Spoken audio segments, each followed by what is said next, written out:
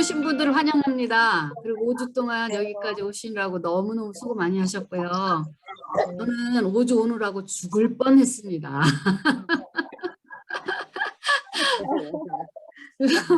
아주 힘들었어요. 그렇지만 행복했어요. 뭐랄까 힘들고 어렵지만 편하지는 않았잖아요. 계속 막 가정일 하면서 애들 얘기도 들어가면서 짬짬 시간을 내 가지고 이제 하는 건데 안 풀어질 때도 있고 또 실력이 모자라는 부분도 있고 어떤 부분은 너무 익숙한 거라서 익숙한 건 좀 싫어 좀 더 나은 거 없을까 막 찾느라고 고민도 해보고 근데 그렇게 이제 우주가 왔어요. 오다 보니까 힘들고 죽을 뻔했지만 행복했다. 저도 많이 새로운 공부를 많이 했다. 그리고 저 자신이 스스로 먼저 많이 변해가고 있구나. 저도 강의하면서 다 변해서 강의하는 게 아니라 나도 강의하면서 배우면서 저도 성장하고 있더라고요. 그래서 그런 시간 하나하나가 행복했어요. 여러분하고 같이 나누면서 행복했고 여러분 덕분에 이렇게 조금 더 잘할 수 있게 해주셔서 제가 여러분한테 감사합니다라고 인사하고 싶었어요. 너무너무 감사하고요. 일단 제가 기도하고 분반으로 들어갈 수 있도록 하겠습니다.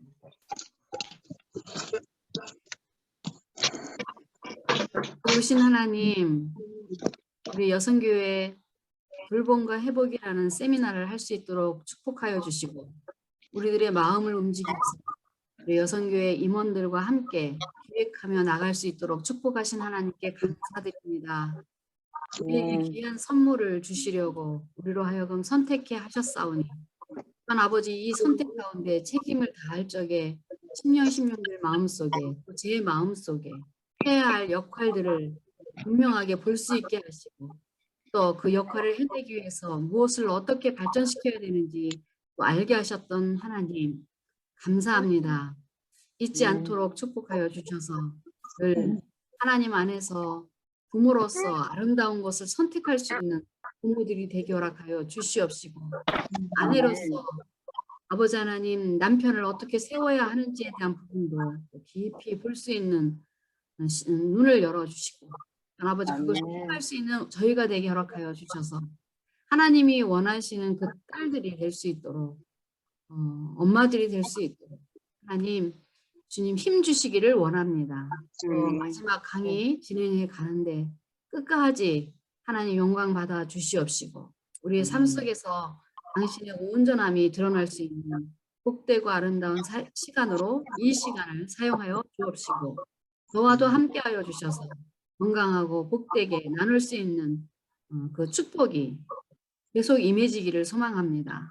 역사하여 주시옵소서. 이 강의에 참여하는 또 저녁반까지 하나님 축복하시기를 원합니다.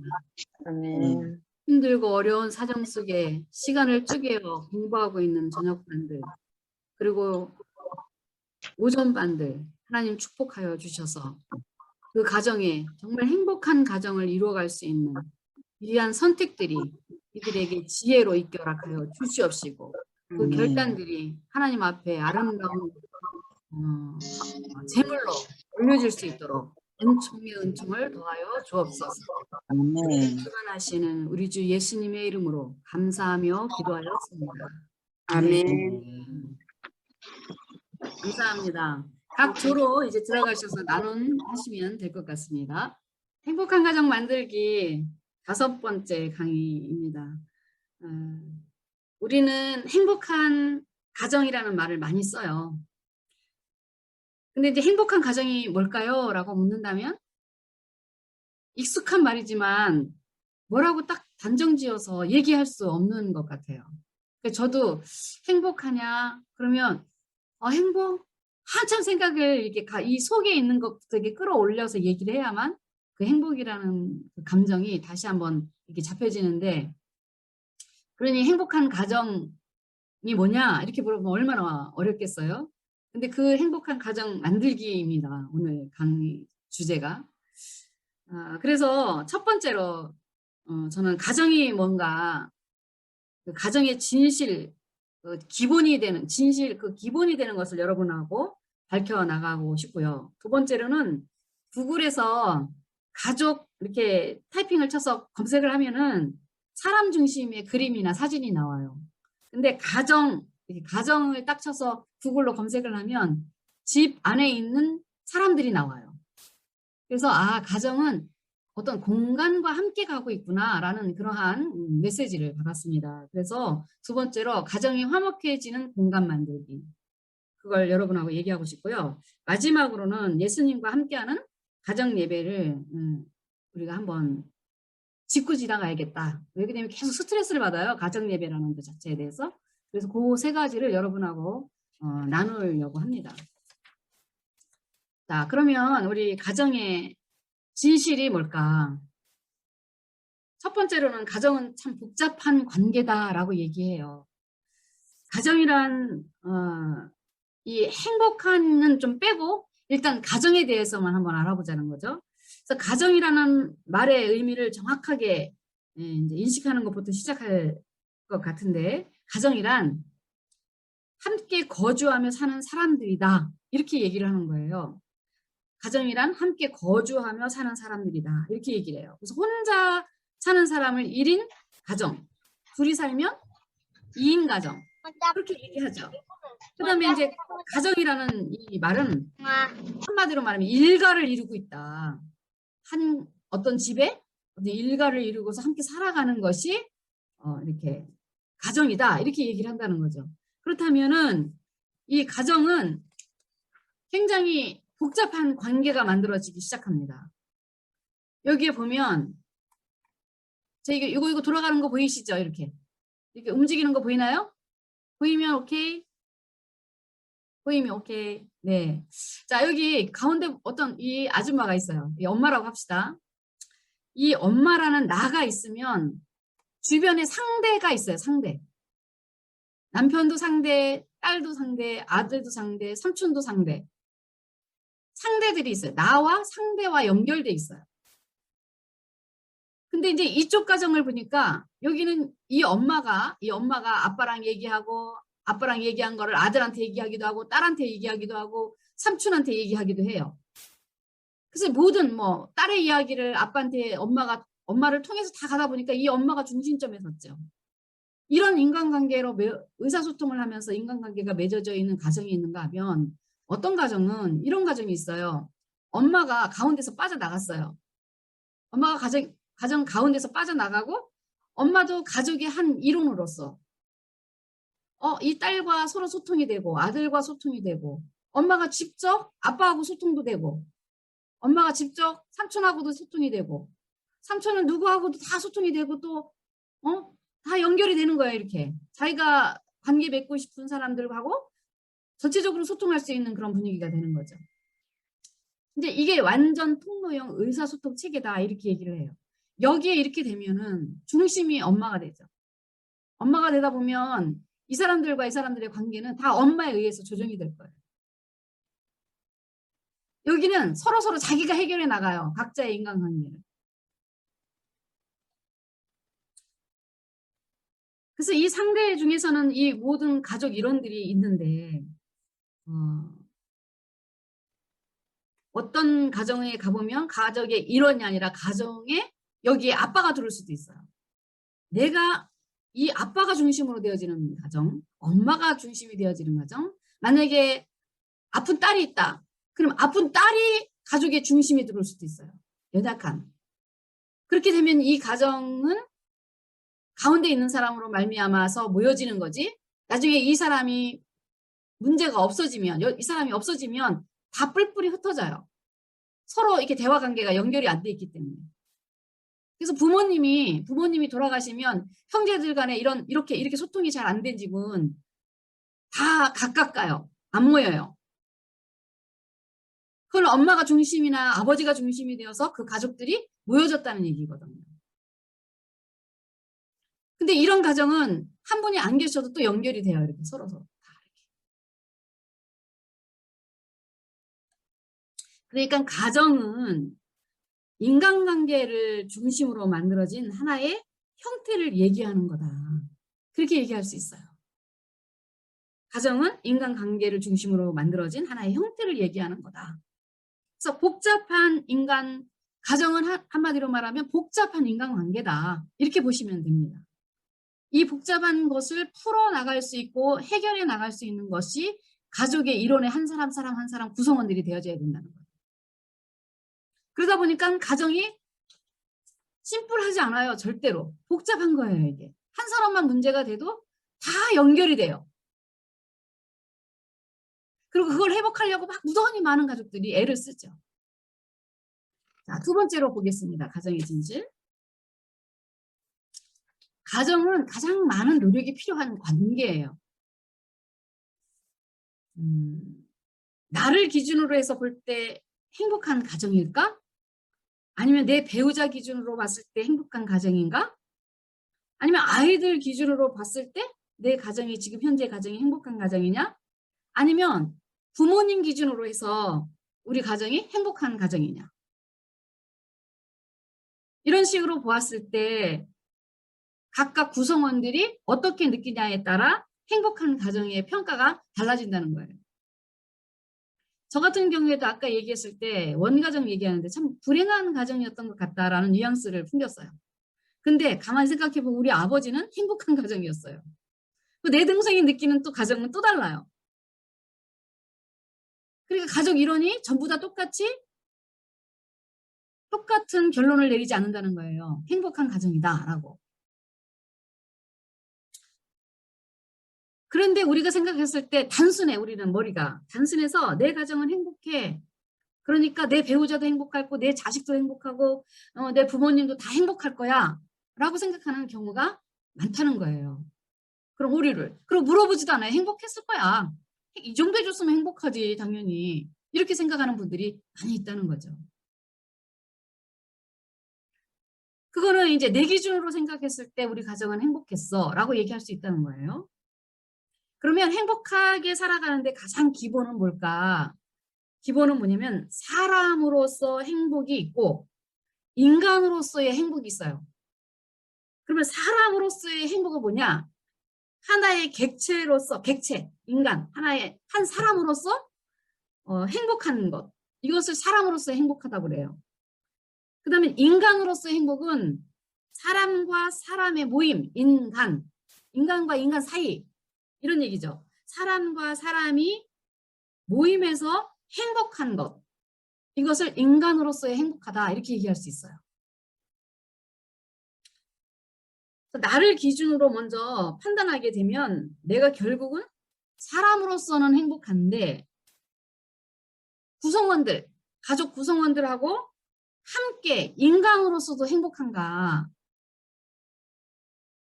이게 떨어져야지 행복한 가정이 된다는 거예요. 나만 그런 게 아니라 대상들도 그렇게 여길 수 있어야 된다는 거죠.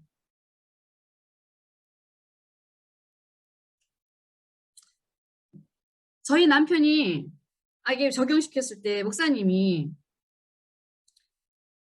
저를 아내로 참아서 행복한 거예요. 행복하고 그리고 자기 스스로의 만족감이 있어서 인간으로서도 행복하지만 사람으로서도 행복한 거예요. 왜? 사람으로서 행복하다는 것은 뭐냐면 내가 사랑받을 만한 가치와 그 권리가 나한테 있다라고 생각하는 사람은 행복한 사람이에요. 그러면 여러분 저번에 첫 번째 강의 때 내가 자존감이 높다라는 건 뭐냐면 내가 사랑받을 만한 권리가 나한테 있고 그만한 가치가 있다라고 인정되었을 때 그때 행복한 거거든요. 그것을 뭐라고 얘기하냐면 사람으로서 행복하다 이렇게 얘기하는 거예요. 근데 인간으로서 행복하려면 뭐 해야 돼요? 관계 속에서 그런 사랑과 그 가치를 상대방이 존중하느냐는 거예요. 내가 아무것도 하지 않아도 우리 남편이 난 당신이 옆에 있어서 나는 너무너무 행복해. 너무너무 행복해서 당신에게 뭔가를 해주고 싶은 당신의 가치를 높이고 싶어서 내가 뭔가 일을 열심히 하고 또 밖에 나가서 돈을 벌어서 당신한테 뭔가를 주고 싶어 라는 것은 가치예요. 당신은 이렇게 내가 가치 있게 생각해 라고 생각하는 거죠. 요게 두 개가 이루어졌을 때 사람으로서 행복하고 인간으로서도 행복하다 이렇게 얘기하는 거예요. 부부간에도 내가 사랑받고 있구나. 내가 가치 있는 존재구나. 그리고 나도 저 사람이 그냥 사랑스럽고 사랑받을 만한 자격이 있는 사람이라고 생각하고 또 그 사람에 대해서 그걸 가치를 높이기 위해서 뭔가를 움직여주는 사람이 된다면 그 사람에게 내가 가치에 대해서 그 사람의 가치에 대해서 내가 표현하고 있는 거거든요. 그럼 그것을 받은 사람은 아, 나 행복하다. 얘기할 수 있다는 거죠. 아무튼 부부가 서로에게 존재의 의미를 느끼는가? 난 저 사람이 내가 여기 있다는 이 존재하는 것에 대해서 어떤 의미가 있는가에 대한 부분이에요. 그만큼 또 가치도 있어야 돼요. 내가 의미만 있는 게 아니라 가치는 뭐냐면 뭔가를 그 사람에게 가치를 높이기 위해서 뭔가를 행동하는 거예요. 한마디로 말하면은 당신 왜 돈을 버십니까? 라고 물으면 행복하게 잘 살려고요. 그렇게 얘기합니다. 그러니까 행복하게 살려면 돈이 있어야 돼 라는 전략으로 간다는 거죠. 이런 것을 가치 추구라고 해요. 그러니까 돈을 벌려고 하는 행위는 가치를 추구하기 위한 어떠한 전략이라는 거예요. 그래서 대상에 대해서 내가 이 사람에 대해서 상대에 대해서 저 사람은 사랑받을 만한 권리가 있는 사람이고 그 권리에 합당하게 내가 뭔가를 해주고 싶어 라고 하는 움직임이 가치 추구라는 거예요. 이해하시겠죠? 그러면 나도 그렇게 받고 싶지 않아요? 나도 사랑받을 만한 권리가 있고 또 그만한 가치를 추구하기 위해 뭔가를 다른 사람이 나를 위해서 움직여주는 그 모습을 볼 적에 내가 굉장히 가치 있는 존재구나. 그걸 느끼는 거죠. 그럴 때 우리는 행복하다 이렇게 얘기를 하는 거예요. 그런데 이제 여기서부터 문제가 되는 거예요. 이거는 이제 정설이고 이게 다 같이 되질 않잖아요. 우리 아내들이 집에서 어떤 의무만 막 추구한다면 어떻게 하죠? 당신 왜 이거 해야 되는데 안 해줬어? 나 이거 해달라고 했는데 왜 안 해줬어? 남편들이. 와이셔츠 좀 데려달라는데 데려달라고 했는데 왜 안 데려줬어? 막 이런 밥은 언제까지 안 해주는 거야? 해주는 거야? 뭐 해주는 거야? 막 이렇게 자꾸 뭔가를 조건을 제시를 자꾸 하면 여러분 짜증 나시죠? 왜 짜증 나는지 생각해 보셨어요? 행복이 박탈당하기 싫어서 그런 거예요. 나 사랑받을 만한 내 존재 가치를 저 양반이 인정해주지 않고 나한테 자꾸만 뭔가를 해달라고 하면 해요. 남편이 만약에 나한테 그렇게 얘기했어요. 여보, 당신 너무너무 수고하지. 난 당신이 있어서 정말 행복해. 그런데 와이셔츠 좀 데려주면 안 될까? 이랬으면 달라졌을 거예요. 근데 그 얘기는 저 아내가 내 옆에 있으니 이미 알고 있어. 그러니까 나는 내가 하고 싶은 말만 할 거야. 내가 필요한 것만 얘기할 거야. 라고 한다면 나의 가치를 느끼지 않게 나의 권리를 저 사람이 인정하지 않은 상태에서 요구만 하게 되니까 짜증이 나는 거예요. 반대로 남편도 똑같아요. 경제적인 의무만 계속 추구한다면 당신이 돈을 많이 벌어와봐. 내가 당신한테 그러는지.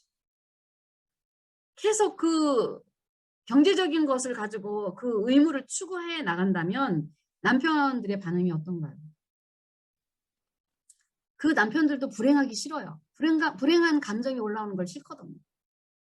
내가 여기 당연히 돈을 벌어주든 못 벌어주든 당신 옆에 있는 이 존재로서 행복하고 싶은데 그거는 싹 말 한마디도 안 하고 그건 당연한 거고 당연하지 않아요. 근데 당연하게 여기고 자꾸 돈에 대한 의무만 얘기를 했을 때 남편들은 못 들은 척 하거나 아니면 화를 확 내고 밖으로 나가거나 이런 반응들이 나오는 거거든요. 자녀에게도 마찬가지겠죠. 서로를 사랑의 존재로서 그 의미를 기반으로 해서 가치를 추구해 나가는 것이 올바른데 의미와 가치를 함께 추구하는 또 인간으로서 관계로서 함께 행복해지는 것을 만들어 갈 수 있어야 되는데 못하는 거죠. 거기에는 많은 노력들이 필요하고 세심한 신경 써야 할 것들이 너무 많이 있어요. 힘들죠. 그래서 가정이라는 게 편하질 않아요. 힘들어요. 힘든데 중요한 건 뭐냐면 소중하다는 거예요. 대상들이. 그리고 굉장히 귀한 사람이, 이 세상에 이런 사람은 없는 거예요. 내 옆에. 그래서 귀한 사람들과 소중한 사람들이기 때문에 우리가 생각해야 될 건 뭐냐면 당연히 힘들다라고 생각해야 돼요. 당연히 힘든 게 정상이다. 힘들지 않은 게 정상이 아닌 거예요. 힘들지 않으면 그다음부터는 편해져요. 편하다? 문제가 좀 있어요. 그때부터는. 그래서 우리의 가정은 가장 많은 노력이 필요한 관계들입니다. 소중한 분들, 귀한 분들이 내 옆에 있기 때문에 나는 당연히 힘든 게 정상이에요. 그 다음에 세 번째로 가족끼리도 감정의 여과장치가 있어야 된다는 거죠. 힘드니까 뭐가 올라오겠어요? 짜증, 화.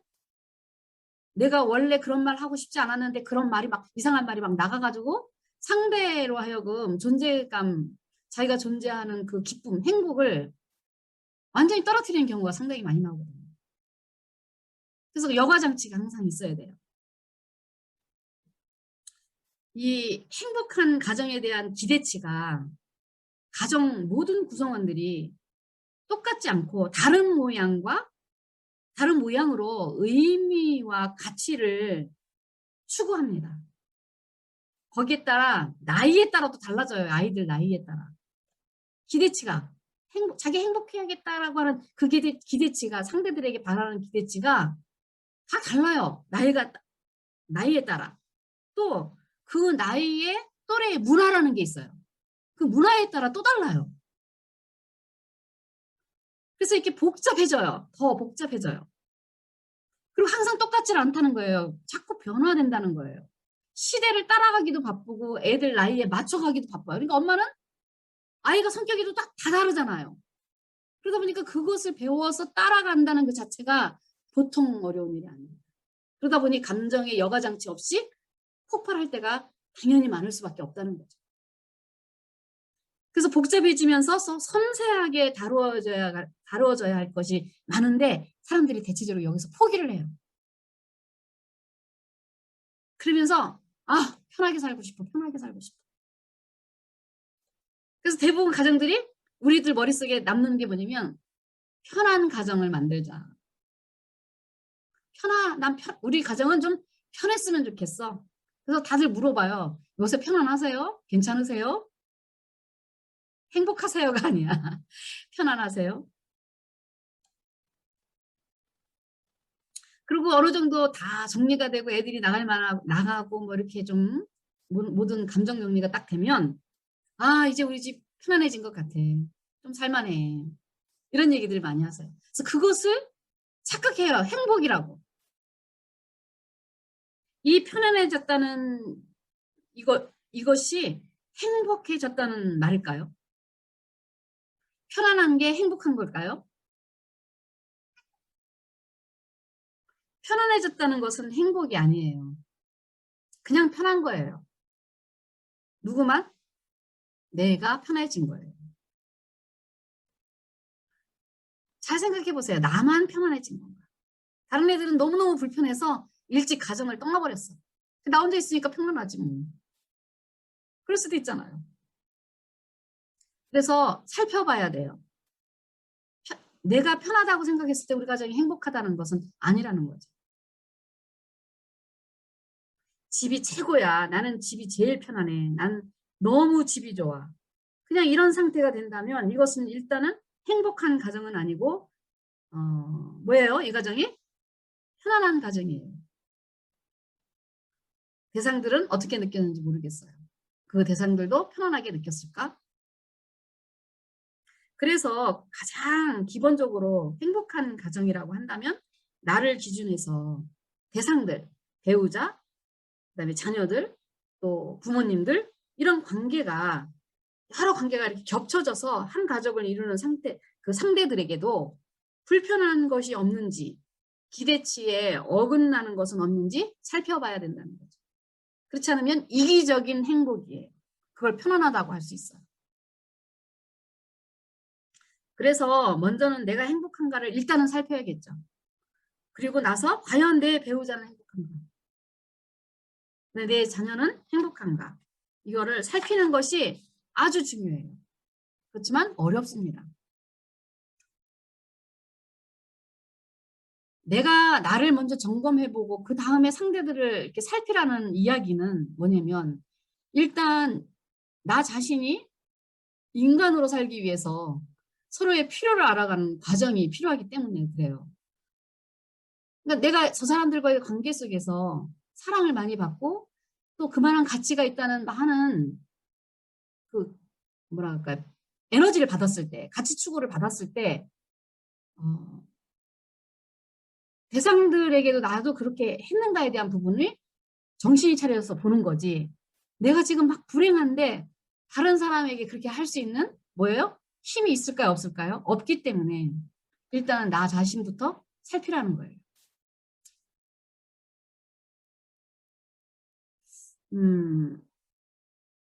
여러분들이 그 대화를 할 때, 가정에서 대화를 할 적에 언제 대화를 하세요? 그리고 왜 대화를 하려고 합니까? 잘 살아보려고 서로 피차 잘 살고 저 사람도 행복감을 느끼고 나도 행복하려고 우리는 대화를 하려고 하잖아요. 이 대화는 이 감정의 여과 장치예요. 가족끼리 감정의 여가가 감정 폭발 한쪽에서 폭발하고 가정이 무너지는 역할이 아니라 이 안 좋은 감정들을 잘 정리할 수 있는 여과 장치가 대화라고 하거든요. 근데 우리는 대화를 언제 하느냐가 중요한 거예요. 언제 하느냐? 내가 감정이 잘 정리되고 내가 스스로 나 스스로 행복하고 내가 가치 있는 존재라고 자존감이 높아졌을 때 대화를 시작해야 되는데 우리는 내가 평온하지 않은 상태에서 정리가 되지 않은 상태에서 입을 엽니다. 뭐라고 여느냐? 세 가지로 입을 연다 그래요. 뭔가 상대가 문제가 있다고 생각할 때 우리는 대화하려고 그래요. 자꾸 저 사람 좀 이상해 옛날처럼 행동하지 않네? 제가 저러지 않았는데 저러네? 이럴 때 야 나랑 얘기 좀 하자 얘기 좀 하자 여보 얘기 좀 해요. 왜 그러는 거예요? 왜? 어? 야 너 왜 그러니? 안 그러더니 아이한테 문제가 있다고 생각하면 자꾸 대화를 걸어요. 두 번째로는 내가 재미있고 즐거울 때 오늘 너무 기분이 좋아. 그러니까 이리 와봐. 너도 여기 앉아서 행복해봐. 내가 행복하니까 너도 행복해봐. 이럴 때 우리는 얘기하려고 해요. 세 번째로는 내가 편안해지면 대화하려고 그래요. 이 편안해지려고 대화하는 건 뭐냐면 그것 좀 나중에 얘기하고 첫 번째 문제는 뭐냐면 상대가 문제가 있을 때 자꾸 대화하려고 한다면 그 아이가 뭔가 나에게 어떤 역할을 해주기를 원하는데 그 역할을 안 하거든요. 그러면 그 아이에게 그 역할을 하라고 자꾸 잔소리할 수밖에 없어요. 결론은. 너 왜 그 의무를 지키지 않니? 그 책임을 지키지 않니? 그렇게 해야 되지 않겠어? 자꾸 책임과 의무를 우리가 캐게 되면 그 아이 마음은 어때요? 내가 어떤 존재라는 걸 인정받지도 않은 상태에서 의무와 책임을 요구할 때 아까 우리 어땠어요? 기분 안 좋았죠? 불행했죠? 속상했죠? 아이도 그 대상들도 똑같다는 거예요. 두 번째는 내가 재미있고 즐거울 때만 얘기할 때 그러면 상대들이 어떤 문제가 생기냐? 그 아이는 행복하지 않아요. 바빠요. 자기가 하고 싶은 일이 있어요. 근데 엄마 거를 들어줘야 돼요. 아내 거를 들어줘야 돼요. 그리고 나는 그 감정이 안 느껴지는데 행복한 척도 해줘야 돼요. 그러면 아이들의 권리를 어떻게 하는 거예요? 내가 박탈하는 거거든요. 내 앞에서 그렇게 해줘. 라고 얘기하는 거거든요. 여러분이 반대로 당했다고 생각해 보세요. 그렇게. 아, 빨리 좀 끝냈으면 좋겠다. 여기서 빨리 빠져나갔으면 좋겠다. 나는 행복하지 않은데. 이런 문제가 생기는 거죠. 세 번째가 제일 큰 데 문제예요. 뭐냐면 편안하게 대화하려고 하는 거. 편안할 때 대화하는 거, 여러분 가만 생각, 기도할 때 여러분이 평안해, 집안이 모든 문제가 해결됐어. 그럼 하나님께 기도해요. 그럼 뭐만 기도하시나요? 편안할 때 기도하시나요? 잘 안 하죠? 편안할 때. 근데 기도하려고 할 땐 뭘 해요? 내가 필요한 거. 하나님, 내가 요거 필요한데요. 이거 좀 해주세요. 필요만 요구하는 기도를 하게 돼 있어요. 사람들이 대체적으로. 관계도 그래요. 편안할 때는 말을 안 해요. 당신이 어떤 존재고 당신이 이렇게 행복한 사람으로 되었으면 좋겠고 당신으로 말미암아 내가 이렇게 행복하고 이런 얘기 안 해요. 편안할 때. 기도도 마찬가지예요. 내가 편안해요. 모든 것이 정리가 됐어요. 그럼 하나님 앞에서 하나님 당신이 있어서 너무 행복하고요. 당신으로 말미암아 제가 있는 거고요. 저는 이 행복 속에서 이렇게 살고 있어요. 당신은 정말 찬양하고요. 당신은 이렇게 멋있는 분이에요. 나에게 당신은 이런 분이세요. 그래서 막 그분을 찬양합니까? 편안할 때? 해야지 정상인데 안 해요. 사랑과의 관계도 그렇더라고요. 편안해지면 내가 필요한 것만 얘기해요. 남편들 잘 살펴보면 집에 오면 편하죠. 소파에 딱 앉아가지고 아무것도 안 하면서 자기 필요한 것만 얘기해. 여보, 물 좀 한 잔 떠다 주면 안 될까? 여보, 뭐 좀 갖다 주면 안 될까? 그래도 여자들이 몇 번 하다가 보면 화가 나잖아요. 필요한 것만. 즉, 편안해지면 대화라는 게 없어져요. 명령만 있어요. 내가 당신으로 말미암아 즐겁고 행복하다라는 이 개념이 빠진 상태에서 내가 필요한 것만 이야기하는 것에 대한 문제의식을 알아차리지를 못한다는 거예요. 그래서 편안할 때는 대화가 아니고 통보만 있을 뿐이다. 이렇게 얘기해요. 여러분도 여러분이 편안할 때 대화할 때 어떻게 얘기하는지 한번 보세요. 명령만 있어요. 통보만 있어요. 대화는 그 사람에게 행복한 감정을 줄 수 있도록 그 존재에 대해서 일단 인정하고 그것을 인식한 다음에 그 다음에 얘기가 들어가줘야 되는데 그거는 완전히 싹 까먹어. 당연한 거야 그거는. 당근이지. 당근은 무슨 당근이에요. 진짜가 그거부터 시작돼야 되는 건데. 아무리 피를 나는 가족끼리라도 상대가 사랑받는 존재로 대하고 있는지 나 자신을 살피며 대하는 것이 굉장히 필요합니다. 마음만이 아닌 말로 표현돼야 됩니다. 그래서 원의가 사라지지 않는 상태에서 소통이 되어질 수 있도록 주의해야 합니다. 당연히 당신이 사랑하니까 내가 당신한테 이러는 거지. 나중에 막 따지면 그래요. 사랑하니까 그런 거지. 아니 사랑하면 나를 괴롭히는 거예요? 이렇게 이제 나중에 얘기가 나오는 거죠. 여과장치, 대화인데 대화 속에 반드시 빠뜨리지 말아야 될 게 뭐냐? 대상이 어떤 존재인가. 그걸 반드시 읽어줘라. 그리고 인식해라. 이 얘기를 하고 있는 거예요. 자, 네 번째. 가족 관계에서도 합리적인 기대치가 필요합니다. 대화는 나의 행복에 대한 기대치와 상대들의 행복에 대한 기대치, 이야기를 나누는 것이 진짜 대화입니다. 나는 이 정도가 참 좋은데 너는 어떠니? 그리고 너는 이 정도를 좋아하는 것 같은데 지금 나는 자신이 없어서 결정 내리기가 어렵구나. 시견을 주면 어떻겠니? 라고 서로 공유하는 것을 대화 용도로 써야 돼요. 내가 인생을 살면서 행복하라는 것은 나의 권리를 요구하는 거예요. 이 역할을 하게 하는 것이 대화입니다. 그러니까 나만 행복하려고 하는 권리가 있는 것이 아니라 대상에게도 행복하려는 것의 권리가 본인에게 있는 거예요. 이게 두 개가 평등하게 있어야 되는데 내 쪽만 있는 거야. 상대방은 그것을 잊어. 상대방에 대해서 그 권리가 있다는 것, 그것을 요구할 권리가 있다는 것을 나는 그냥 싹 제해놓고 이게 문제가 된다는 거죠. 이렇게 대화하면 벌써 대화의 균형이 깨져버려요. 자녀들에게도 부모님에게도 마찬가지로 행복의 권리를 가지고 있는데 나는 이렇다. 너는 이렇다. 이런 식으로 이야기되면 서로의 기대치가 조금씩 조절되면서 생각보다 대화가 잘 될 수 있어요. 그 사람의 권리를 우리가 인정하면서 나의 행복할 권리를 그 사람에게 요구할 적에 적정선이 만들어지는 거군요. 아, 거기까지는 못할 것 같은데 내가 이 정도까지는 해줄 수 있어. 근데 여기서 섭섭함을 느껴가지고 너는 엄마한테 그렇게 해줄 수 없어. 엄마는 이렇게까지 해줬는데 이렇게 되면 그 사람이 나는 지금 현재 내가 행복할 권리에 대해서 너는 느낄 필요가 없어 라고 얘기하고 들어가는 거는 똑같은 거예요.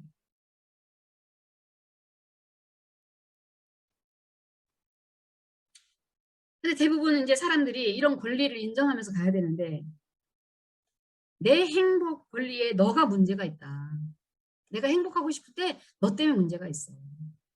나 엄청 기분 좋은데 너도 행복해야 돼. 내가 편할수록 내가 편할 수 있도록 너가 노력해. 이런 내 권리만 대화하려고 한다면 서로가 행복하려는 기대는 다 깨지고 평등한 관계가 이미 기울어진 상태에서 대화가 진행되어져 버리니까 문제가 되는 겁니다. 행복할 내 권리를 위해서 타인들에게 나를 행복하게 할 너의 역할을 잘 하라고 하는 것밖에 되지 않습니다. 반대로 내가 희생을 해요.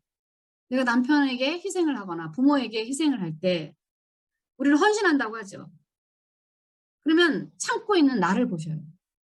그 사람을 행복하게 해서 그 사람이 요구하는 것을 내가 다 하기 위해서 내가 참고 있는 나. 여러분 그것도 인식할 수 있어야 되는 거예요. 그래 나의 권리를 찾을 수 있겠죠. 그때 참으면 뭐가 생기는 줄 아세요? 저 사람이 요구할 때 내가 참고 그걸 헌신하고 이렇게 해주는 거예요. 희생해요. 그러면 내 안에 생기는 건 뭐냐면 이미 내 행복하려고 하는 권리가 꺾이면서 내 속에 올라오는 게 불행하다라고 올라와요. 그 불행하다라는 감정이 생기면서 행복하다는 감정이 싹 사라지는 거죠. 내가 참는다는 것은 이미 행복할 자신의 권리를 내가 버려야만 되는 거거든요. 거기서 마음이 거지 같아져요. 우리 마음이. 그래서 여러분은 잘 봐야 돼요.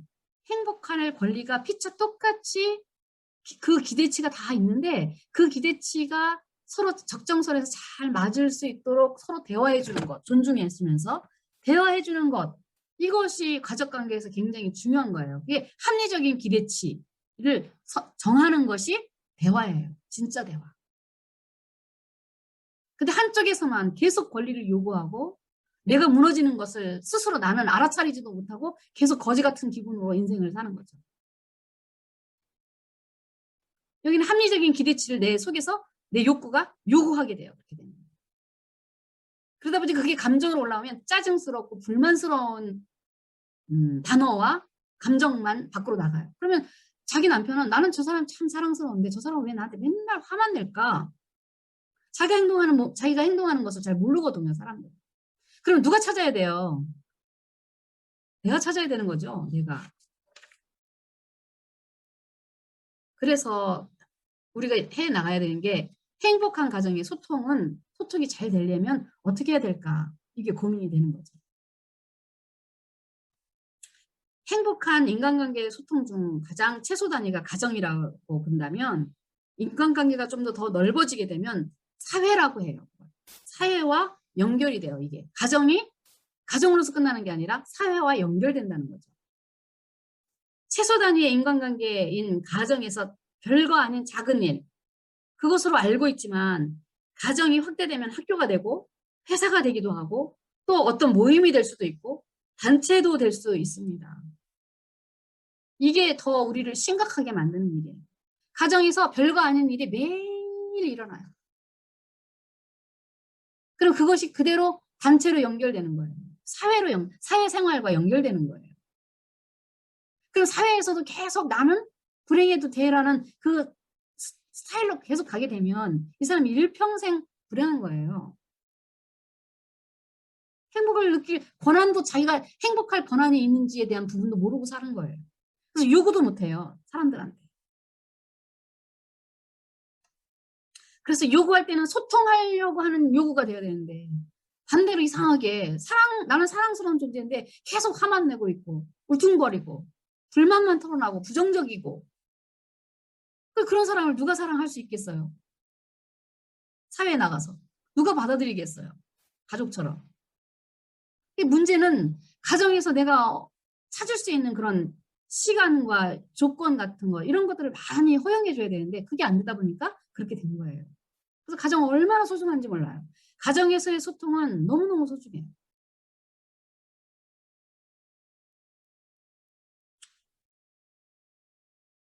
그래서 행복이라는 기준을 상대의 기준으로 가면 내가 희생하고 헌신해야 되는 거고 나의 기준으로 가게 되면 상대에게 희생과 헌신을 강요하게 되는 가정이 돼요. 그렇게 가게 되면 행복할 권리와 행복하게 할 역할에 대해서 책임에 대한 부분이 굉장히 어려워져요. 정해지기가. 그래서 소통이 안 되는 거예요. 서로 피차. 실질적으로 내가 행복해지려고 하는 것, 상대가 행복해지려는 것을 가지고 이야기하게 되면 참 많은 것이 달라집니다. 의외로. 나는 당신이 그렇게 하면 자꾸 불행한 감정이 올라와. 그래서 자꾸 내 속에 그게 쌓여서 이렇게 당신이 뭔가 좋은 소리를 해도 그게 그냥 부정적으로 바로바로 반응이 나오네. 나한테 이렇게 소중한 존재라고 먼저 얘기해 줄 수 없을까? 그렇게 당신이 좀 노력해 주면 안 될까? 이렇게 요구할 수도 있어야 되는데 그 요구하는 방법도 모르거든요. 그래야 되는지도 모르고.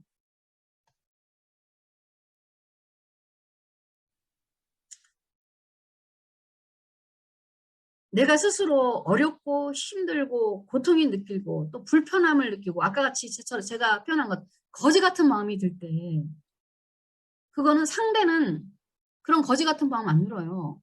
나만 그래요. 나에게 문제가 생긴 거예요.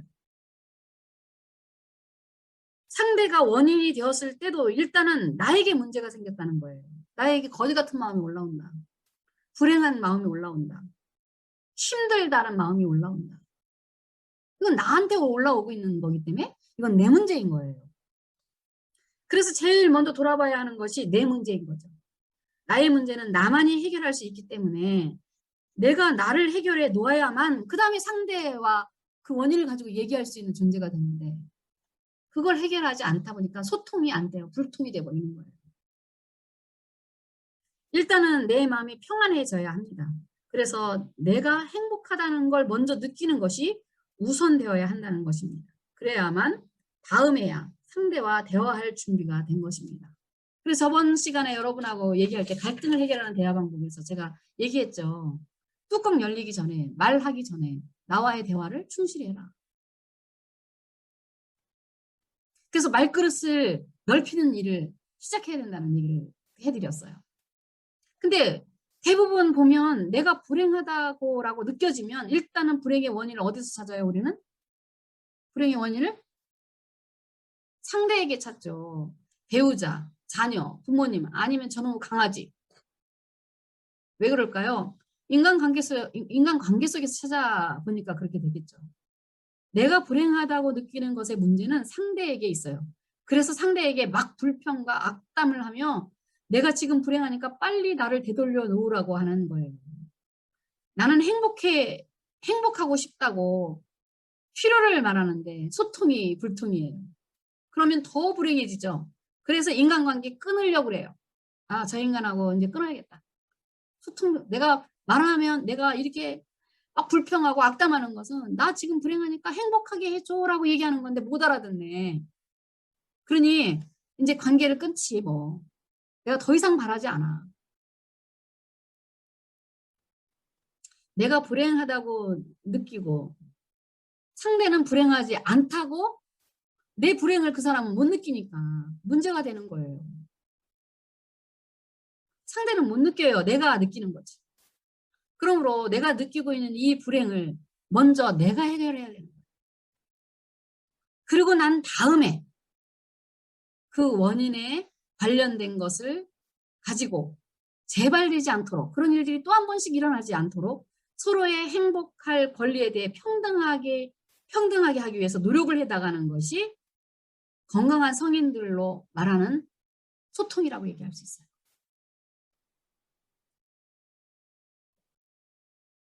그런데 문제는 여기서 끝나지 않아요. 내가 회복되고 내가 행복해지고 난 다음에 상대방이 회복할 수 있는 가능성이 있느냐? 여기에 또 문제가 있는 거죠. 그 사람은 나랑 똑같은 교육을 받거나 지금 여러분하고 같이 앉아 있질 않았어요. 얘기를 해도 못 알아들어요. 여기에서 우리가 생각해 봐야 할 두 가지가 있는데 하나는 배우자, 하나는 자녀. 따로따로예요. 일단은 남편은 나와 동격이고 같은 성인과 성인 부부관계, 동격관계예요. 이런 관계와 나와 자녀와의 관계는 동격관계가 아닙니다. 나와 자녀의 관계는 하나는 양육하는 사람이고 하나는 양육을 받아야 되는 사람이에요. 그런 관계예요. 그래서 아이들은 양육을 받아야 할, 행복해야 할 권리만 있지 의무는 없어요. 나를 행복하게 해줄 의무는 없어요. 아이에게. 근데 우리는 아이들한테도 자꾸 그 의무를 추정하죠. 엄마를 좀 행복하게 해줘봐. 공부를 잘하면 엄마가 행복할 거야. 너가 엄마 말대로 잘하면 행복할 거야, 엄마는. 자꾸 요구해요. 그러면 아이들은 너의 역할을 막 다 하라고 막 엄마가 추궁하며 책임을 추궁하니까 아이들에게 여기에서 말을 안 들으면 생존권의 문제가 되거든요. 살아남아야 되잖아, 이 집에서.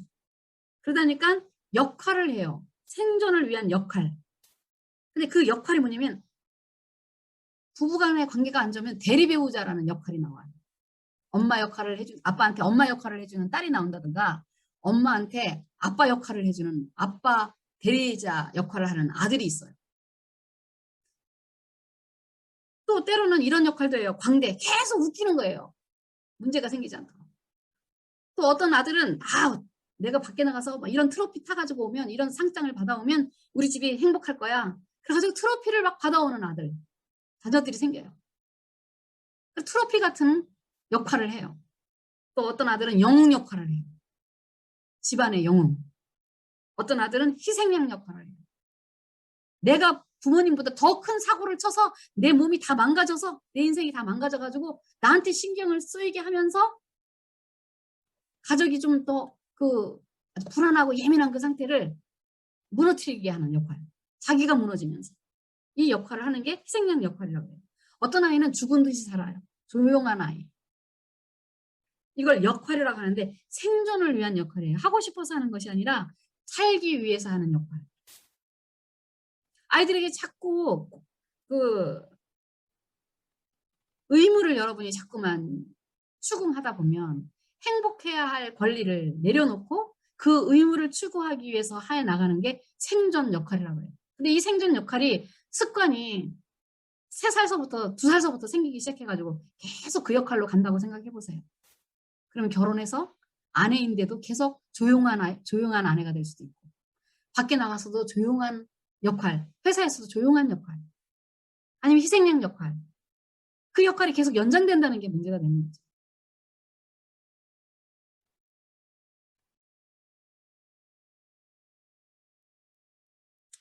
그러다가 아이들은 이 엄마 밑에 있을 때 그런 역할을 계속 하면서 계속 그래도 나는 행복했으면 좋겠다. 자기 행복 권리를 포기를 못해요. 아이들이. 그래서 이 부모님 밑에 있다가는 내가 영원히 행복하지 못할 것 같아 하고 뛰쳐나가는 게 가출이에요. 집을 나가는 거예요. 아니면 어떤 핑계를 대서 집을 빨리 떠나기를 원해요. 아이들이. 그래서 이 아이들은 공부하는 목표가 뭐냐면 집을 빨리 떠나야겠다. 부모를 떠나야겠다. 이게 목표가 돼요. 그래서 자신의 정체감을 찾거나 자기 인생관을 세우거나 하는 그런 쪽으로 애들은 신경 못 써요. 자기 자신을 존귀하게 만들어가는 그러한 권리가 있다는 것도 몰라요. 다만 이 집에서 피해야겠다. 그러고 나서도 계속 행복할 권리는 가슴에 남아있기 때문에 누군가 조금만 잘해주면 저 사람이 나를 행복하게 해줄 거야 하고 덜컥 관계를 맺어요.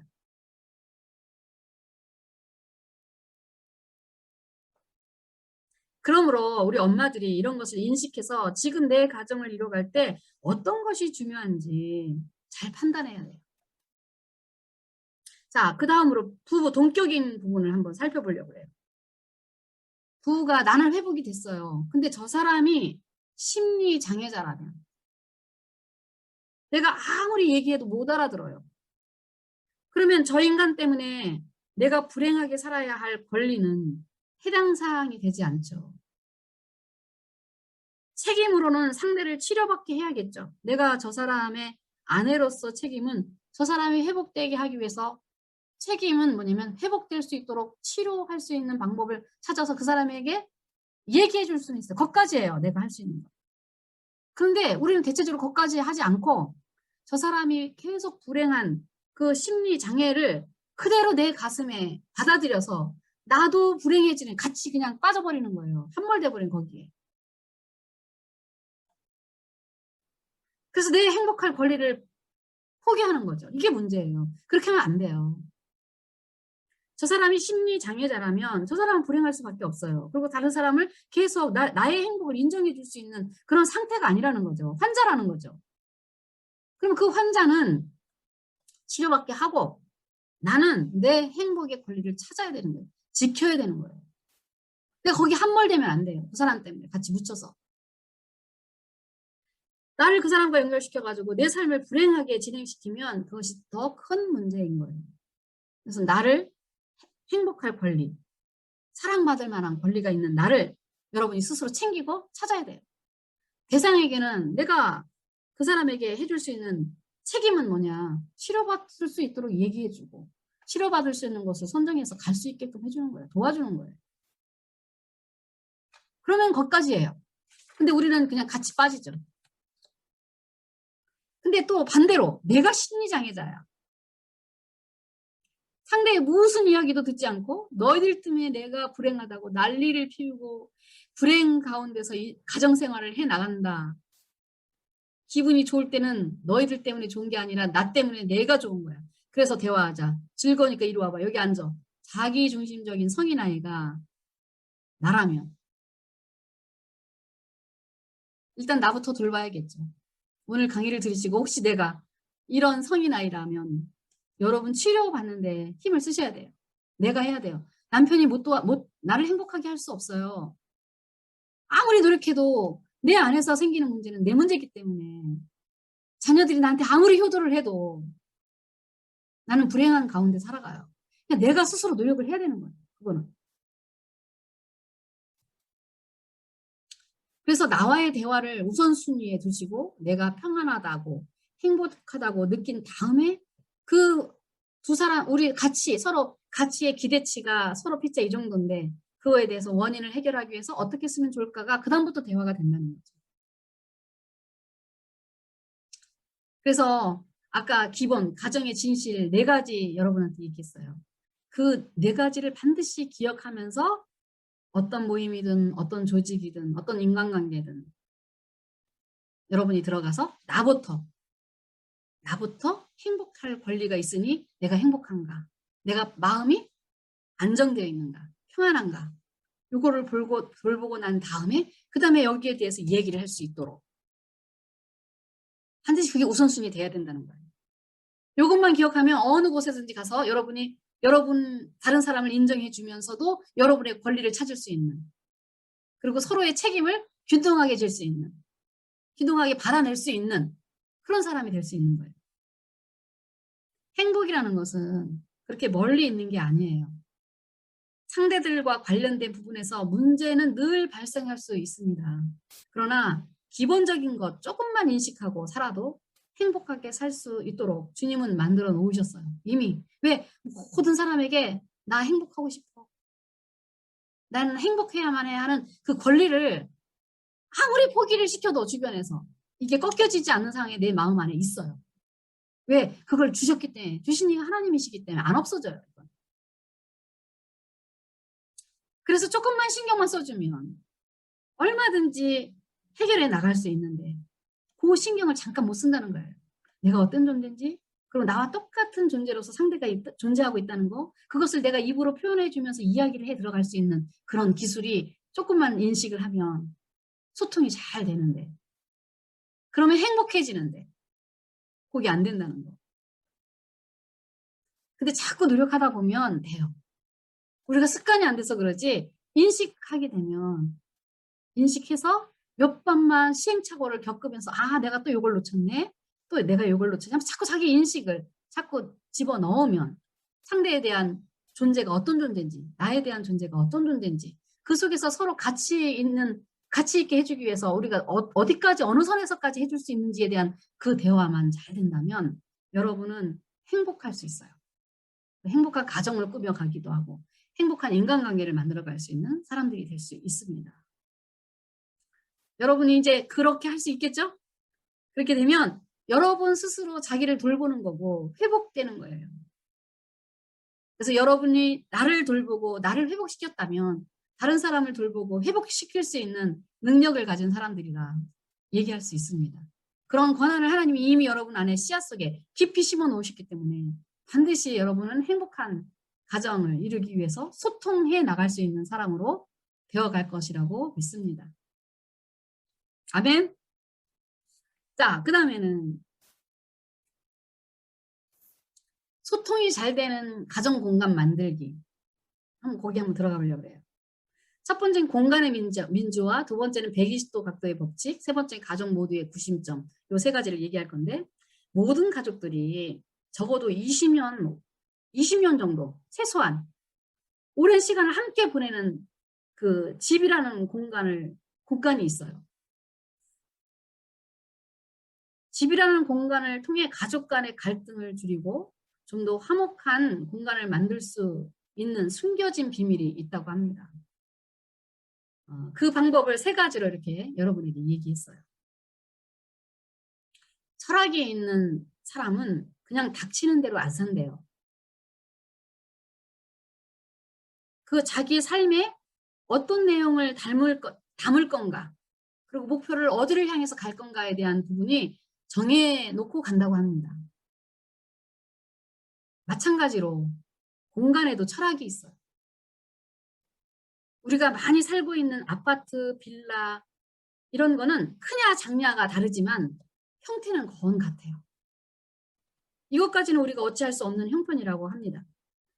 그러나 그곳에 어떤 내용을 담느냐는 다릅니다. 공간에도 철학이 있어요. 그 내용에 이런 것을 담았으면 하는 생각이 듭니다. 첫 번째, 공간 민주주의를 이루라. 그러니까 한마디로 말하면 남을 배려하는 공간이 있는가, 가족이 공통적으로 배려하는 공간이 똑같이 분할되어 있는가, 이걸 살피라는 거예요. 어떤 가정에 딱 들어가면 그 공간에 그 가정에 딱 들어가면 민주주의 의사결정이 완전히 사라지는 가정이 있어요. 요새 특히 그런 가정을 제가 많이 봤어요. 예를 들면 어떤 사람의 고백입니다. 이거는 40대 사업가 A씨가 40평대의 아파트 강남에 이사했다고 이 지인을 불렀어요. 근데 그 지인이 가서 초청되어서 가서 현관문을 촥 열었는데 너무 놀랬대요. 40평이면 넓잖아요. 그 강남에서 얼마나 비싼 집입니까? 근데 그 공간 40평 공간이 꾸며진 게 어떻게 꾸며졌냐면 완전히 40평짜리 키즈 카페였대요. 이 사업가는 2명의 자녀가 있었다고 합니다. 근데 완전히 딱 40평이 전체가 키즈 카페. 들어서자마자 아이들 물품으로 도배가 되어 있었어요. 벽에는 아이들 책, 그 다음에 활자 포스터, 바닥에는 아이들 미끄럼틀 장난감, 현란한 카페트, 거실뿐만 아니라 화장실에 들어가도 아이들 거, 안방에 들어가도 아이들 거. 모든 가구 모서리마다는 아이들 다치지 않게 하려고 테이핑이 이렇게 붙어 있어요. 그리고 부엌에 들어가도 서재에 들어가도 모두 아이들을 위한 공간으로 구성되어 있었어요. 40평 공간이면 매우 큰데 모두들 아이들 공간이에요. 그래서 이 지인이 그 사업가 A씨한테 물었어요. 당신의 공간은 어디 있냐고. 그랬더니 웃으면서 그렇게 얘기하더래요. 나 잠깐 쉴 때 자가용에 가서 좀 쉬었다가 들어온대요. 그러면 집에서는 어디서 쉬냐? 그랬더니 욕조에 들어간다는 거예요. 자기 혼자만의 공간을 위해서. 거기 들어가서 아이패드 가져가서 이렇게 보고 쉬고 하고 싶은 거 하고 거기서 한 1시간 그렇게 쉬고 나온다는 거예요. 이 강남 이 비싼 집에서 좀 아이들을 얼마나 사랑하는지 얼마나 배려했는지는 이해가 되지만 고개가 갸우뚱해지더라는 거예요. 그날 큰 충격을 받고 이 지인이 돌아왔다는 얘기를 제가 전해 들었어요. 저도 간간 신방을 갑니다. 이런 비슷한 모습들을 간간히 많이 봐요. 거실이 넓은데 거실이 꽉 찬 게 아이들 장난감 부분이야. 저는 안방까지는 안 들어가 봤으니까 모르지만 거실의 모든 공간이 아이들 것으로 꽉 찼어요. 그리고 뭐 아이들 뭐 공부시킨다고 기억 니은 ABCD 뭐 이런 거 막 쫙 그냥 벽마다 붙어 있고. 그러다 보니까 엄마들이 아이들 유치원 보내놓고 집에 있으면 내 취향은 아니잖아요. 그러니까 엄마들이 어디에 모여요? 동네 카페. 그래가지고 브런치 카페를 그렇게 좋아한대요, 엄마들이. 또 좀 나이 좀 들고 한 청년들은 카페에 나와가지고 전부 다 컴퓨터 들고 와가지고서는 전부 다 카페에서 공부하더라고요. 왜 그럴까요? 아마 가부장적인 아버지가 있어서 텔레비 크게 틀어놓고 뭐라고 할 수도 없고 모처럼 쉬시는데. 그러니 컴퓨터 들고 카페로 나가는 거죠. 집안 시끄러우니까.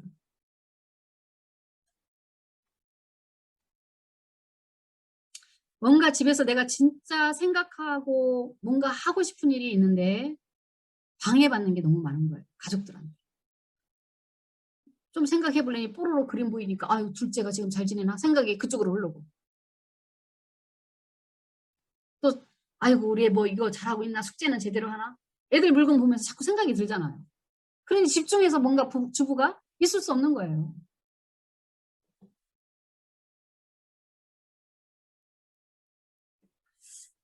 40대 사업가 A씨 가정은 아마 태어난 아이들이 권력을 다 차지한 가족은 아닌가 생각해 봅니다. 아버지가 가정에서 들어와서 모든 것을 장악한다면 아마 아버지 중심적인 그 권력을 중심한 그런 가정이 되어 있을 거예요. 그러나 아이들도 만만치 않아요, 요새는. 그러다 보니까 요새 젊은 부부들이 엄마는 아이들 뒷바라지하기 위해서 존재하는 거가 되고 아빠는 그 돈을 벌어서 되기 위해서 존재하는 경우로 드라마가 많이 나와요, 요새. 그런 드라마 상당히 많이 있어요. 완전 지쳐가지고. 근데 집에 들어오면 쉴 곳이 없어요. 나만의 공간이 없어요. 이런 식으로 집을 아이들 중심적으로, 수험생 중심적으로, 아이들이 출가하면 아내 중심적으로, 남편 중심적으로는 언제 돌아올까요? 상황에 끌려간다면 언제나 되어야 모든 가족이 행복한 가정을 만들어갈 수 있을까요?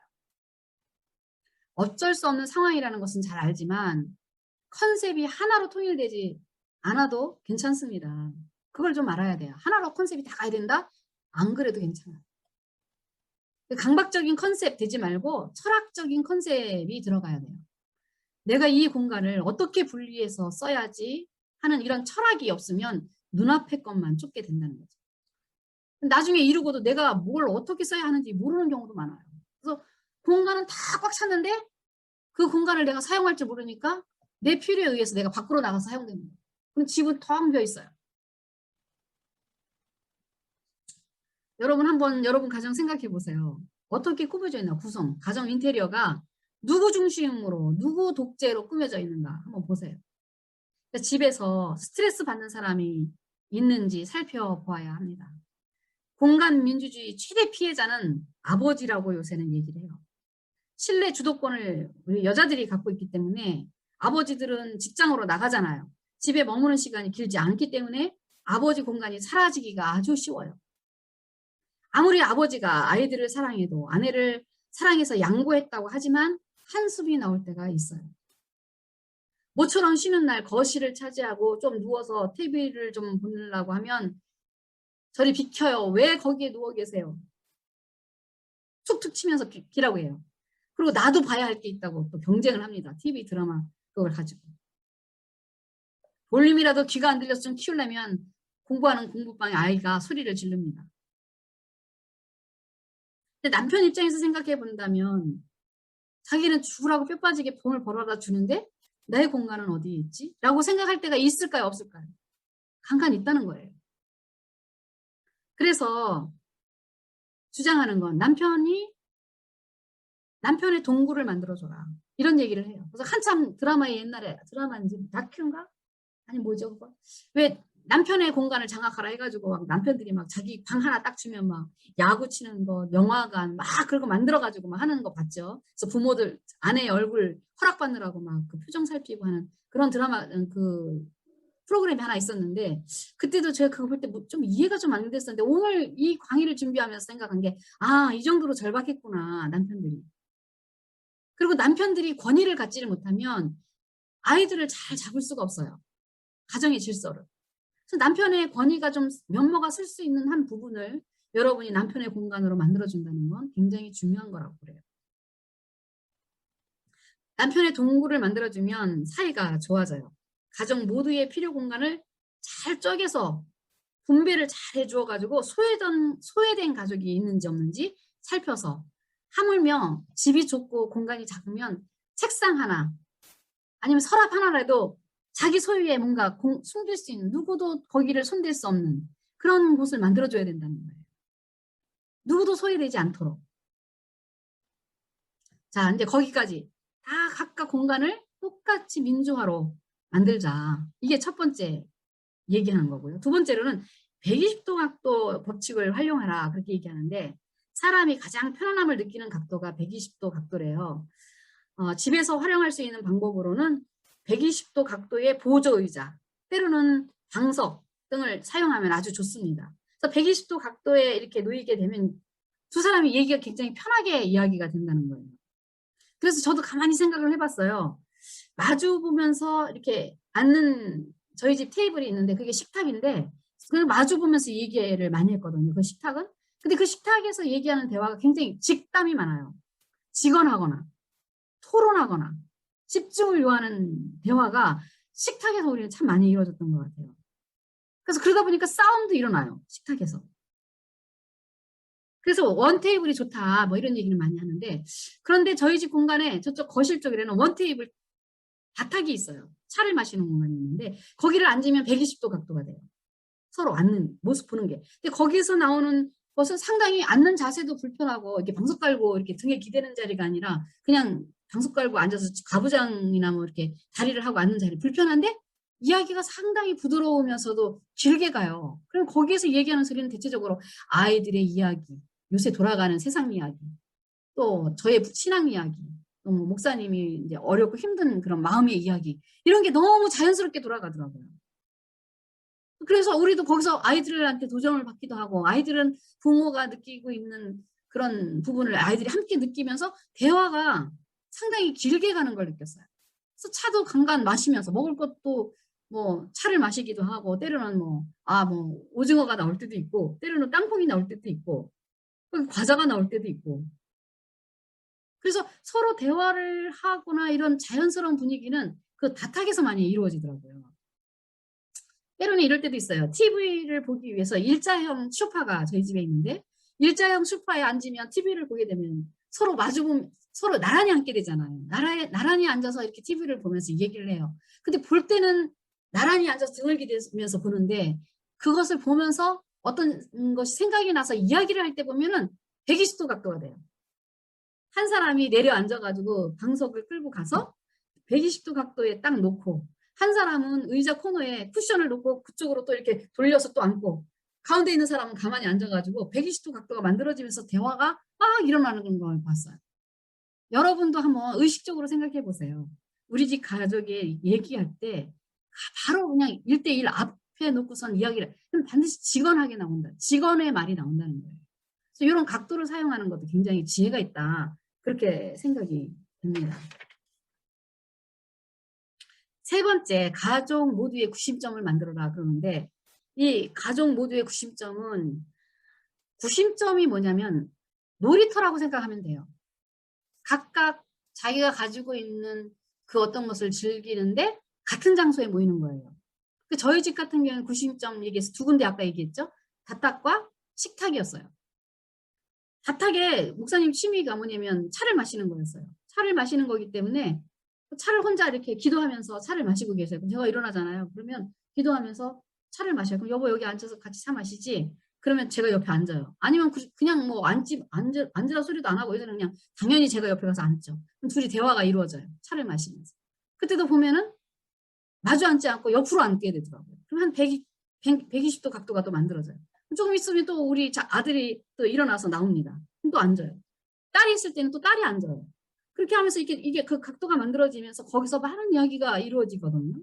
그럼 그 구심점이 그 다탁인 거예요. 그럼 거기에서 아빠는 아빠 얘기를 하고 딸은 딸의 얘기를 하고 아들은 아들의 얘기를 하면서 거기서 서로 기대치에 대한 부분을 만들어갈 수 있는 장소가 되더라고요.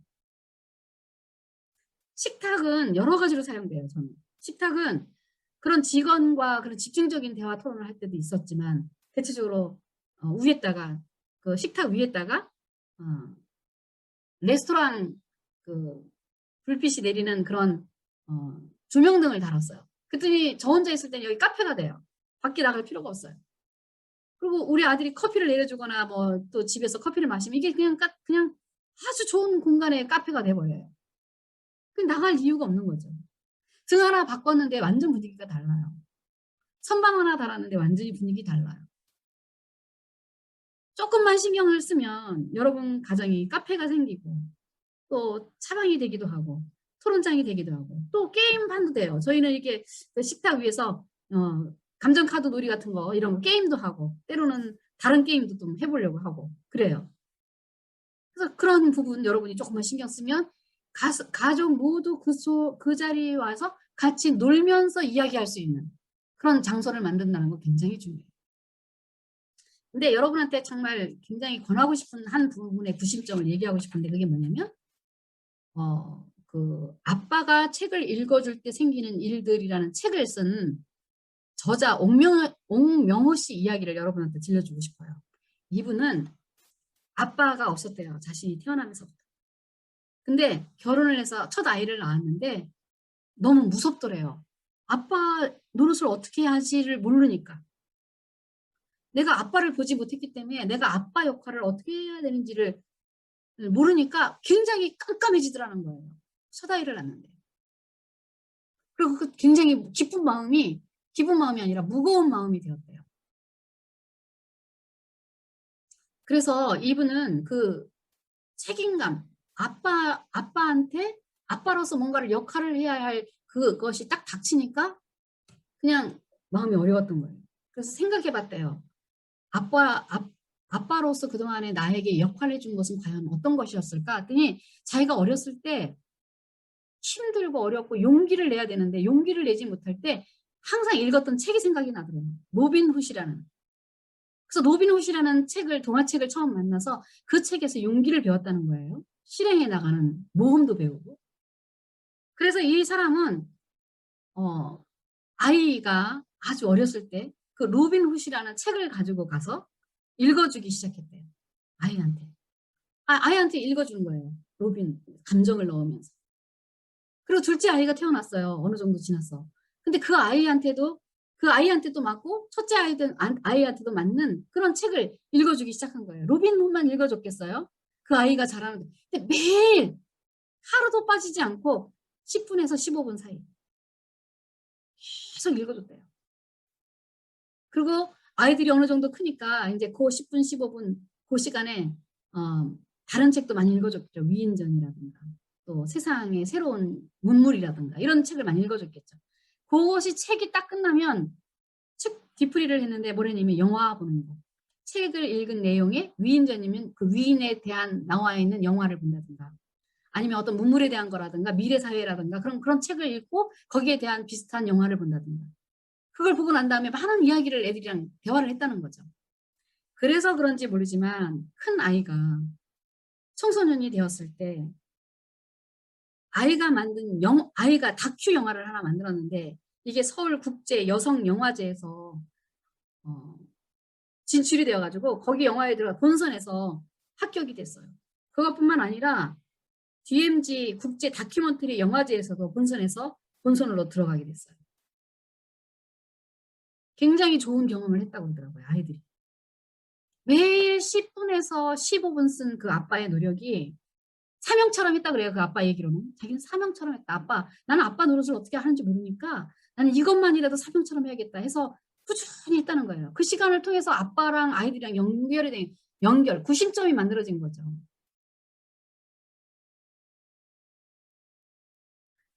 하루에 짧은 10분, 15분 투자하는 것이 그 아이들의 인생에 있어서 얼마나 많은 자양분이 되었는지 그분은 그것에 대한 책을 고백을 썼더라고요. 그 책에.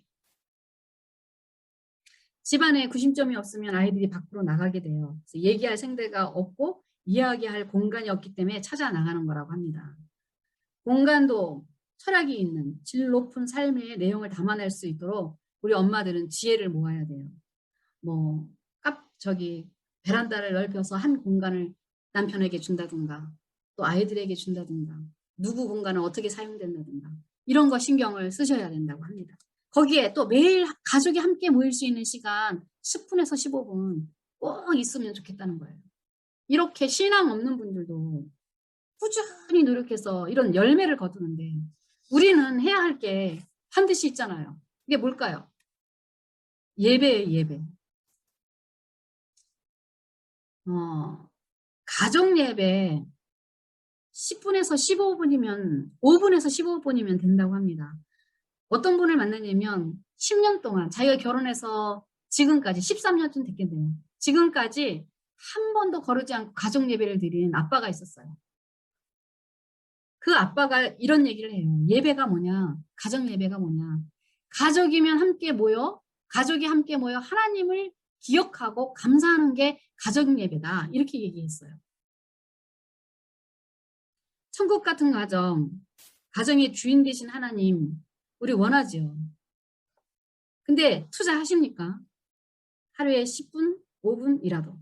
근데 사람들이 이걸 투자하지 못하는 이유가 있더라고요. 뭘까요? 오해가 있어요. 가정 예배에 대한 오해. 가정 예배는 성인 예배의 축소판이다라고 생각해요. 사람들은. 맞아요? 어떻게 생각하세요, 여러분은? 가정 예배의 핵심은 형식이 아니고 감사하는 시간이에요. 가족이 모여서 하나님을 기억하고 감사하는 것. 예배의 형식으로 말한다면 엄청 엄했던 시절이 있었어요. 청교도 시절. 그 시절에 필립 헨리 목사님이 계셨어요. 근데 그 목사님이 이렇게 말했다고 합니다. 이때 당시에는 그 가정 예배를 드리지 않으면 축출당해요. 교회에서 빼요. 그 사람 나가라고 그래요. 그 정도로 엄했던 시절이에요. 근데 그 시대에도 이 목사님은 이런 얘기를 했어요. 필립 헨리 목사님은 이렇게 말했다고 해요. 가정 예배는 매일 계속 드리고 가정 예배를 매일 계속 드리고 싶다면 성경 한 구절만 읽어도 좋습니다. 성경을 읽고 기도했다면 더 좋습니다. 찬송까지 했다고요? 그러면 더 좋습니다. 장난치며 가정 예배 드렸다고요? 괜찮습니다. 라고 얘기했다고 그래요. 이렇게 예배 드린 이 목사님의 가정에서 미숙아가 태어났는데 불치병을 가지고 있었어요. 근데 이 자녀의 이름이 매튜 헨리라는 사람이었는데 이 자녀가 자라서 어떤 자녀가 되냐면 매일같이 가정 예배를 드리는 이 가정이에요. 그러나 어떤 형식을 갖추질 않았어요. 근데 이 자녀가 어떤 자녀가 되냐면 나중에 그렇게 어려운 자녀인데 신학자가 돼요. 설교가가 돼요. 그래서 주석을 쓰시는 분이 있어요. 굉장히 유명한 주석이 지금도 남아있어요.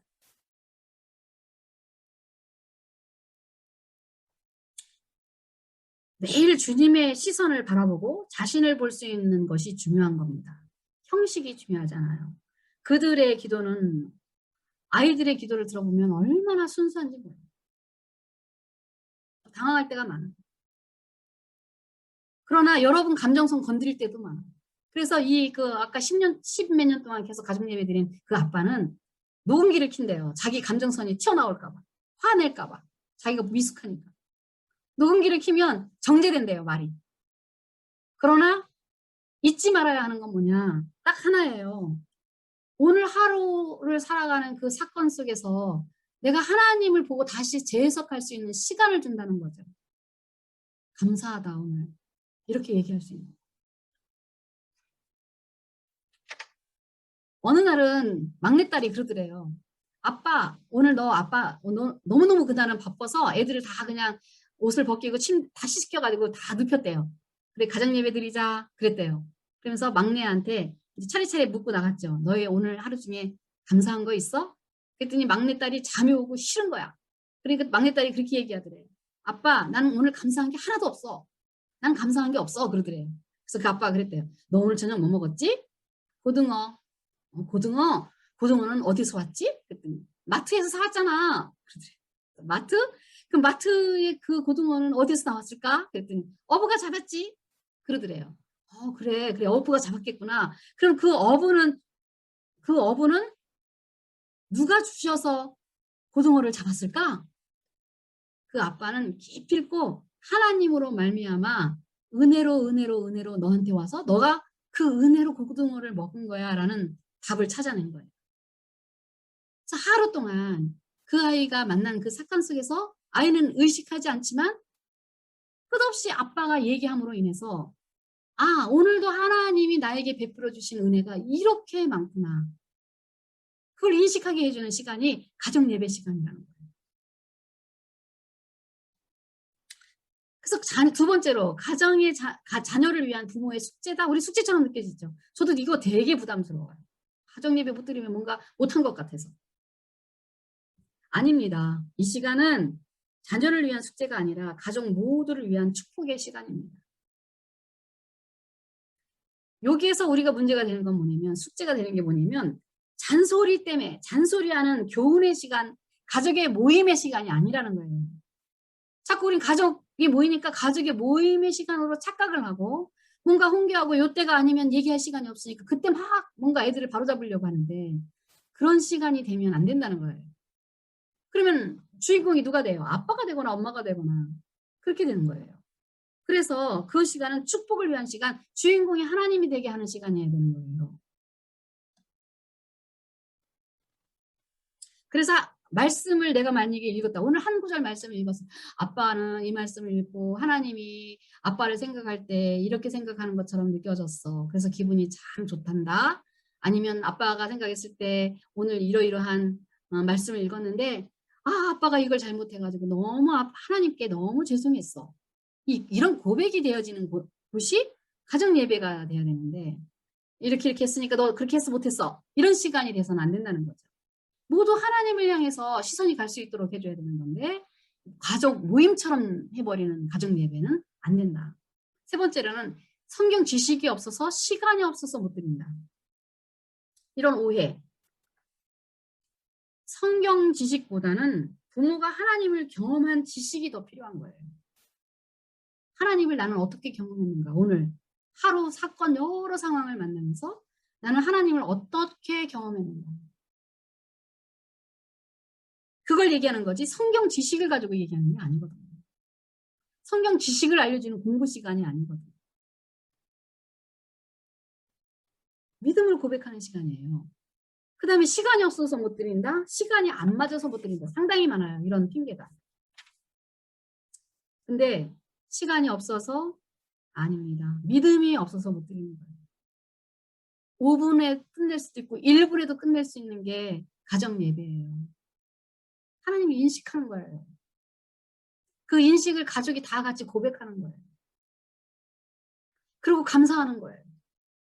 어떤 가정은 이런 가정도 있었어요. 가정이 다 그냥 너무 뿔뿔이 이렇게 각자의 자리에 있다가 가끔가다 모이고 또 뭐 시간대가 다 다르다 보니까 만날 수가 없는 거예요. 그래서 그 엄마의 지혜로운 엄마는 어떻게 했냐면 집안에 감사 항아리 단지를 만들었대요. 항아리를. 그래가지고 그 앞에다가 메모지를 넣어서 오늘 하나님께 감사한 거 있으면 감사의 편지를 써서 메모를 써서 이 항아리에 집어넣으세요. 그리고 우리가 연말에 모였을 때 이걸 뒤집어 놓고 한 가지씩 읽으면서 연말에 축복기도 받고 목사님한테 돌아와서 가족이 전부 통닭이랑 이런 게 시켜놓고 그걸 읽으면서 웃는 시간을 보냈다고 하더라고요. 그것도 굉장히 좋은 가정 예배인 거예요. 다 컸을 때 방법은 상당히 많아요. 어떤 가정은 카톡으로 모이고요. 어떤 가정은 다 출가했기 때문에 엄마가 그 매번 자기가 묵상하는 걸 올리면서 그렇게 하는 가정도 있어요. 저희 집 가정도 보면 민씨네 가정이 그래요. 어떻게 하냐면 미국에 사시는 시수님이 하루 묵상을 매일같이 해보내요. 매일같이. 그러면 그 속에서 우리 각각 다 다른 형태로 자라는 각 가정에 있는 모든 가족들이 그것을 봅니다. 그리고 고백하기도 하고 고맙다고 얘기도 하고 중보기도도 올리고 그걸 놓고 함께 기도하고 나는 어떻게 기도했다고 얘기하기도 하고 하는 그런 장소가 모여지거든요. 어떤 것이든 간에 하나님을 인식하고 그분 안에서 우리가 움직여지는 것, 그 안에서 행복해지는 것, 이것을 추구해 나가는 것이 가정예배예요. 가정예배. 그래서 우리가 시간이 없어서 못 드린다. 그 핑계예요. 아이디어가 뭐 없는 거예요. 아이디어. 하려고 하는 욕구가 없는 거예요. 믿음이 없거나 욕구가 없거나 그런 거지. 시간이나 성경 지식이 없어서 못 드린다? 이해가 안 되는 얘기입니다. 마지막으로 형식적이다. 아, 그러면 너무 형식적이잖아요. 오늘 가정예배 그냥 이렇게 드렸다. 성경 구절 한 절 읽고 계속 그렇게 넘어가면 어떡하나요? 너무 형식적이지 않나요? 문제는 형식적인 것 아닌가요? 라고 생각하는 그 사람의 생각의 문제라는 거예요. 그 사람은 너무 형식적으로 예배를 드려야 된다라고 생각하고 있는 것이 더 문제라는 거죠. 가정 예배는 가족이 모여서 하나님을 기억하고 감사하는 것이 핵심입니다. 너무 바쁘고 힘든 날은 나란히 누워서 해도 되고요. 성경 구절 외운 거 한 가지 가지고 야 막내야 너 성경 구절 저번에 외운 거 잘 외우더라. 한번 외워볼래? 그리고 그 성경 구절 가지고 나눌 수도 있는 거예요. 방법은 얼마든지 여러분 마음 중심 안에 내가 하나님을 보게 하는 이 가족을 만들어 가야겠다. 그런 가족에서 20년 자란 아이와 그냥 하루하루 그냥 막 닥치는 대로 살아가는 그런 아이와 똑같이 20년을 자랐어요. 뭐가 다를까요? 엄청난 차이가 있을 거예요. 생각의 깊이와 폭과 감사의 조건과 하나님과 교제함과 사람들의 교제함이 얼마나 많이 다를까요? 오늘 마지막으로 감사한지도 모르고 그냥 고등어 있으니까 먹고 끝났어. 그런 아이와 이게 이렇게 경로를 거쳐서 그 많은 은혜 속에서 내 입에 들어오는 이 고등어 한 마리의 감사와 그런 생각을 하며 자라가는 아이와 얼마나 많이 다를까요?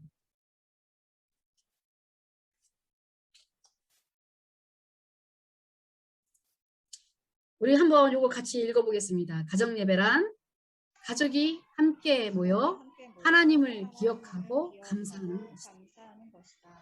네, 중심이에요. 여러분 중심을 보시는 거예요. 그리고 아이들의 마음 안에 하나님을 바라볼 수 있는 중심을 여러분이 열어가는 것이 가정예배입니다. 아까 책을 매일매일 읽어준 그 아빠처럼 여러분이 매일매일 시간 5분에서 15분만 여러분이 챙긴다면 여러분 가정 안에 아이들은 상당히 다른 아이로 자라고 그 소통 속에서 여러분도 아이도 행복한 가정을 만들어갈 수 있다고 저는 생각합니다. 그래서 여러분에게 권면해 드렸습니다. 여러분도 앞으로 하나님 앞에서 여러분의 엄마 역할, 아내의 역할을 잘 할 수 있도록 그리고 잘 버텨나갈 수 있도록 여러분 스스로 먼저 챙기고 그 다음에 다른 사람 챙길 수 있는 그런 건강한 아내들, 엄마들 되시기를 간절히 바랍니다. 감사합니다. 여기까지 오늘 나눴습니다. 수고하셨습니다. 시간이 조금 지나갔지만 네, 어려운 단어들이 많아서 천천히 대화를 하느라고 조금 지나갔습니다. 수고하셨습니다. 네, 시간은 갔지만 마지막 시간이니까 그래도 질문을 받겠습니다. 혹시 질문 있으시고 또 건의사항 같은 거 있으면 마지막 시간이기 때문에 건의사항도 받겠습니다. 네.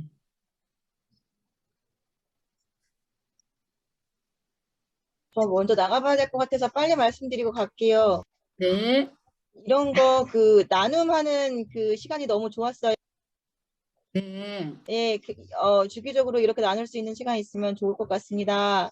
그래요. 그래, 엄마들의 모임이 있었으면 좋겠어요. 그죠? 그게 좀 저 죄송해요. 아쉬워요. 가보겠습니다. 네네네, 네. 알겠습니다. 네, 건의사항 들어왔습니다. 일단 회장님은 받아 놓으셔야 됩니다, 이거를. 네. 자, 그 다음에 또.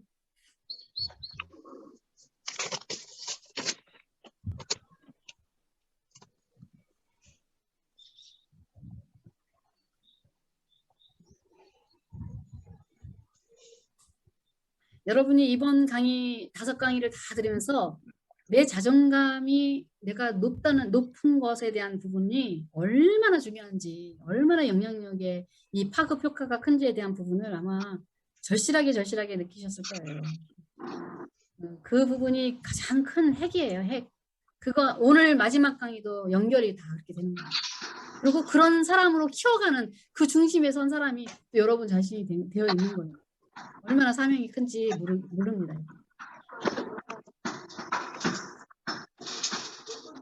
질문. 네네, 아니자 집사님. 나 자신의 자존감을 높이는 좋은 방법이 있을까요? 저번에 우리가 1강을 여러분이 네. 들어보시면 자기 네. 자신을 높이는 그 방법에 대한 특별하게 제가 PT를 세워가며 얘기를 했습니다. 네? 그래서 그 강의를 여러분이 벌써 다 잊어버렸을 거예요. 그렇죠? 다 잊어버렸죠. 그리고 제가 또 강의를 바로바로 닫아버려서 닫은 이유는 여러분이 다음 강의를 또 들어야 되잖아요. 그러면 느슨하게 놔주면 바로바로 따라오질 않아요. 그래서 그 방법을 썼던 거예요. 그래서 제 생각은 분명히 잊어버렸을 것이다. 상당히 중요한 강의인데 못 들었다. 그리고 까맣다. 그걸 생각해서 제가 강의 한 번 더 열어드리려고 합니다. 그래서 1강서부터 5강까지